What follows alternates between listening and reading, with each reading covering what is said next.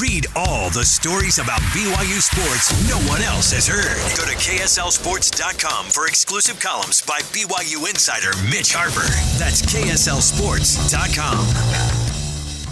Oh, the random coaching carousel in college football. It's weird. It's a hard landscape. It's incestuous. Just all the same retreads. Or you hire a guy out of nowhere and just cross your fingers and hope that it works out. Well, Oklahoma State is going through that right now. Mitch, of course, welcome back, by the way. It's First and 12. Mitch Harper, Alex Kirry. Thanks for joining us on a Football Tuesday, as we do right here, First and 12. You can download the podcast wherever you find podcasts. But now you're going to have to deal with something. Replacing Mike Gundy, who's been at that program for 20 seasons. Like I said, he's a legend there because he played there. He's coached there. He's brought them to prominence that they didn't have before. The Bedlam series became semi-interesting over the time that he was the head coach there. Oklahoma State won multiple conference championships. They were in conversations. They were, in some years, better than Oklahoma. Actually, a handful of those years in there, they were better than the marquee program there in the state of Oklahoma. And that was a testament to what he was doing. He developed talent. He knew how to call offenses. They were this run and gun type deal. He was competing with these guys. He did it with a mullet. And so all of us looked, and then when he wouldn't turn the corner on the NIL stuff and the transfer portal things, we all looked around and what is going on here? But it's official. Mike Gundy is out at Oklahoma State. He had his press conference this week. He rolled out that it almost felt like, now that you look at it through the lens of he's gone today, yesterday looking at his press conference, he's like, the landscape of college football has changed and it's different. And do we have that? I mean, let's play. Here's what he said at his press conference yesterday. Now it's almost damning after you hear what that happened, because it's almost like he knew what he was going through. Football, as we all know, has changed in a very, very dramatic fashion, and it's really not the old college football. This is a paid game, okay? So whether I agree with it or not makes zero difference. It's like being in an argument with your wife and you know you're right. It makes zero difference. You're wrong. You might as well just get over it, give in. Things are going to be much smoother. It's going to be much smoother because he's out of the way. I mean, that's really the reality of it. They're going to have to pay him $15 million as his buyout. I think it was going to go down to like $8 million if he would have coached. His contract was through 27, I think. They didn't have time to wait, Mitch. It's just they had to do it.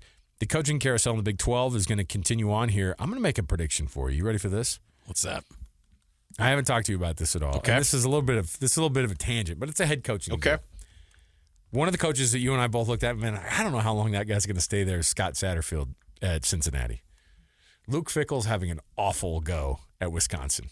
Luke Fickell will be the next Scott Frost / Rich Rodriguez. He's going to go back to Cincinnati in the next 2 seasons. Mark my word. Because Wisconsin, Barry Alvarez is not going to do it. He's not going to put up with this. I don't even know if he's still the athletic director. I think if he's not, he still pulls a lot of strings there at Wisconsin. And I think you're going to see that happen. The coaching situation is so weird. Oklahoma State needs a Kenny Dillingham. And I don't know if they're out there, but there certainly are a lot of really, really good coaches who are getting some names. Are there names that pop up in your head of guys who could be the ones to take over from Mike Gundy? I think this is an interesting job at Oklahoma State because I feel like you got to have a bit of an offensive background at this job to kind of maintain the tradition of success that Gundy experienced in Stillwater.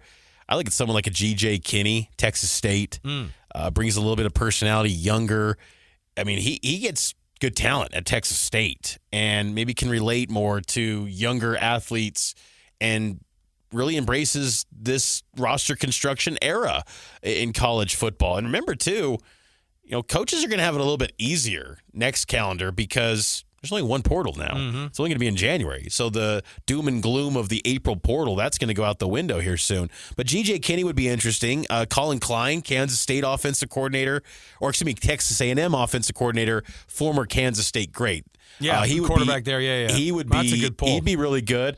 Also, someone that was awesome at Oklahoma State, but defensive background.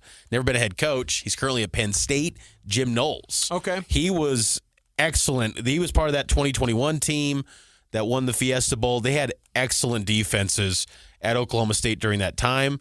And then I think everyone will throw out Alex Goelesh, USF, but I think he'll probably get something bigger if he leaves USF, I would imagine. Billy Napier is going to get fired at the end of the year. Take that Florida job. Stay in Florida. Right. I think but Goelesh has got ties to Gundy. Oh, yeah. So there's a little bit of a connection there. And then if you stay in the state of Oklahoma, what about Ben Arbuckle, Oklahoma offensive coordinator? He's flying high with the Sooners. Well, give him a head coach job. His guy's John Mateer. I don't know how long John Mateer has it. And by the way, John Mateer today, as of today, best Heisman odds of anybody across the country. He's thrown, although I like the Mendoza kid out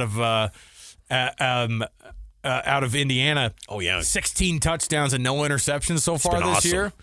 Heisman Mendoza, they're calling him. So we'll see how that thing works out. But again, I don't know. It's a good job, though. It's a phenomenal job. What do you have? You have a financial backing. They're a big Nike school. Like Nike loves Oklahoma State, and it's a program in the state of Oklahoma where the anticipated deal is you're not going head to head with Oklahoma anymore. You don't play, the Bedlam series is off until further notice, right? And you're in a different conference, but you're in the Big 12, so you have the ability to go to the college football playoff. That team can go to the college football playoff. That team would have gone to the college football playoff in 2023 if it was a 12-team situation. The real question is what do you get with this? What do you get with this job? It's going to be a difficult go because the expectations are pretty high. You're replacing a guy that is a legend, and he's leaving on bad terms. I mean, that's going to be they're going to say nice things about him on his way out the door because he earned that, but they're firing him because he didn't embrace what college football is. So they've got to get a 30-something in there. They got to get the Will Hardy of college although Will Hardy's like an example now too. The NBA's hiring 30-somethings at head coach. The NFL's hiring 30-somethings at head coach. College football is hiring 30-somethings at head coach, and that's the way it needs to be. That's why I think someone like a G.J. Kinne would make a lot of sense. Yeah. Age 36, he's got ties to the state of Texas, and at Oklahoma State, you got to be able to recruit Texas. And I think with Houston in the league, you can go back into Houston because they kind of abandoned Houston for a while when Texas A&M left for the SEC, and the SEC was kind of infiltrating that area. Oklahoma State's got to go recruit big in Houston.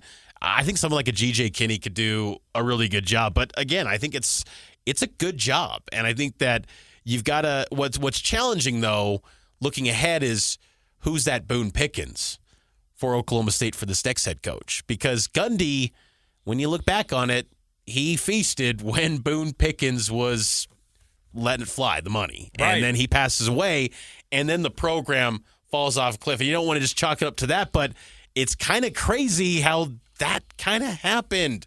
And so, but I do believe that this is a job. Do they have any new that money? Could be good. Is there some silicone planes out there that they've got some tech money that we didn't know about? You think about it too. Oklahoma State's had Les Miles. They've had good coaches at Oklahoma State. They've won there. It's just they were always in the shadows of Oklahoma. You have a chance, whoever this next head coach is, to create something new at Oklahoma State and become something that you've never been before. And I think that's the beauty of this league is that everyone in this conference feels like they can be something they've never been because of the platform of this new look Big 12. And, I think it was smart to do it now because now you got the necessary time to kind of get your ducks in a row. You probably bring in a search firm, and then you figure out who's going to be that next head coach to replace Mike Gundy. Let's take a break.